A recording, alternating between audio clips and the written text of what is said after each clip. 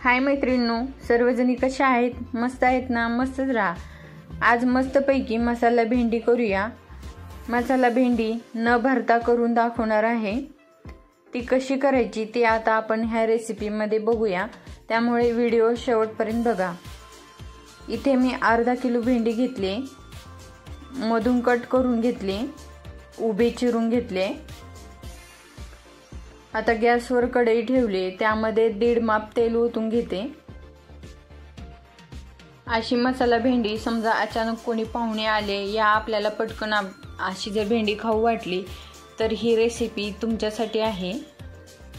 आता तेल गरम होत आलेलं आहे, त्यामध्ये मी कांदा खिसून टाकते। कांदा मी खिसून घेतलेला आहे, मिक्सर मधून काढला नाही। मस्त आता असा कांदा लाल करून घ्यायचा व्यवस्थित। यासाठी भेंडीला असं शेंगदाण्याचं कूट मध्ये भरावं लागत नाही ना, मसाला मध्ये भरावं लागत नाही आणि मस्तपैकी मसाला भेंडी तयार होते। एकदा तुम्ही अशी रेसिपी ट्राय करून बघा। भेंडीची भाजी ही कशीही करू द्या, एकदम टेस्टी लागते, पण त्यातल्या त्यात मसाला भेंडी केली की एकदम मस्त चवदार लागते। आता त्यामध्ये वाटून घेतलेला लसूण पण टाकून घेते। लसूण मस्त असा कांद्यामध्ये मिक्स करून घ्यायचा। तुमची जर भेंडी जास्त चिकट होत असेल तर एक टीप आहे, ती म्हणजे रात्री भेंडी स्वच्छ धुवून ठेवायची कोरडी करून आणि सकाळी चिरायची। कांदा लाल झालाय, त्यामध्ये धनेपूड टाकून घेते, अर्धा चमचा हळद टाकून घेते, चवीनुसार लाल तिखट टाकून घेते। व्यवस्थित मिक्स करून घेते आणि टोमॅटो पण मी खिसून घेतले, ते पण घालून घेते। आता हा मसाला व्यवस्थित तेलामध्ये शिजू द्या। जर रात्री धुवून ठेवायला विसरलात आणि सकाळी धुवलात आणि भेंडीची भाजी इमर्जन्सी करावी लागली तर काय करायचं, भाजीमध्ये लिंबू पिळायचा। आता आपण अर्धा किलो घेतलेली भेंडी टाकून घेऊया। तुमची भेंडी चिकटच होणार नाही। आणि समजा तसं पण करायचं नसलं तर भेंडी बारीक गोल चिरून घ्यायची आणि सुरुवातीला भाजून घ्यायची तव्यामध्ये आणि नंतर त्याची भाजी करायची। असं बी केल्याच्या नंतर भेंडी बिलकुल चिकट होत नाही। आता यामध्ये चवीनुसार मीठ टाकून घेऊ आणि व्यवस्थित मिक्स करून घेऊ। बघा सगळीकडे मसाला लागलेला आहे भेंडीला। जरी आपण मध्ये भेंडीमध्ये मसाला भरला नाही तर भेंडी शिजल्याच्या नंतर त्यामध्ये एकदम मस्त असा मसाला जाऊन बसतो। भेंडीवर प्लेट झाकून ठेवू 5 ते 7 मिनिटांसाठी। 5 ते 7 मिनिटं झालेत।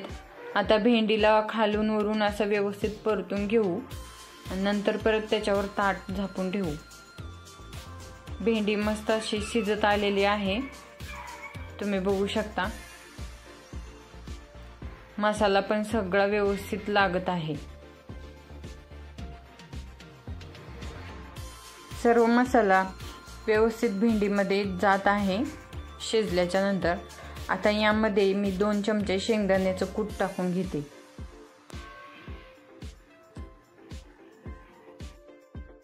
शेंगदाण्याचं कूट आणि मसाला व्यवस्थित भेंडीला चिटकतो, तुम्ही बघू शकता।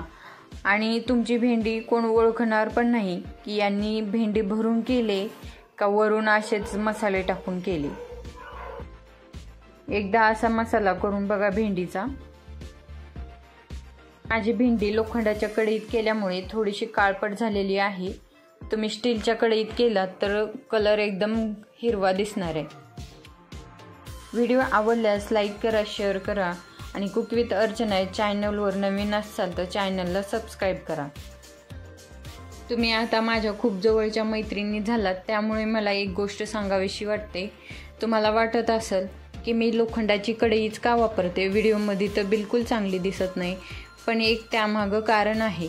कारण की एकदा मी तात्याराव लहानेचा व्हिडिओ बघितला होता, त्यामध्ये त्यांनी सांगितलं होतं की प्रत्येक घरामध्ये एक लोखंडाची कढई पाहिजे आणि दिवसातून एक वेळेस का होईना भाजी कढईमध्ये करून खाल्लीच पाहिजे.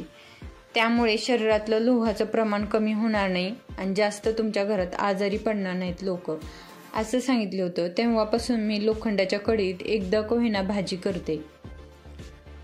आपण जर्मनच्या किंवा स्टीलच्या कढईमध्ये भाज्या बनवतो, त्यांचा कलर बिलकुल चेंज होत नाही, पण त्यामुळे आपल्या शरीराला काहीच फायदा होत नाही. त्यामुळे मी तुम्हाला पण सांगते की एक का होईना कढई लोखंडाची घ्या तुमच्या घरामध्ये.